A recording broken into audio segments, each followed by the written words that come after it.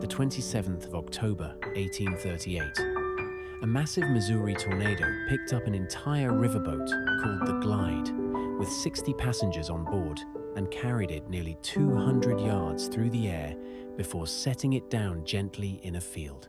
Every single person survived without serious injury. Witnesses said the boat spun through the air like a toy, then landed upright as if nothing happened. To this day, it remains one of the most bizarre tornado incidents ever recorded. Mother Nature's gentlest kidnapping.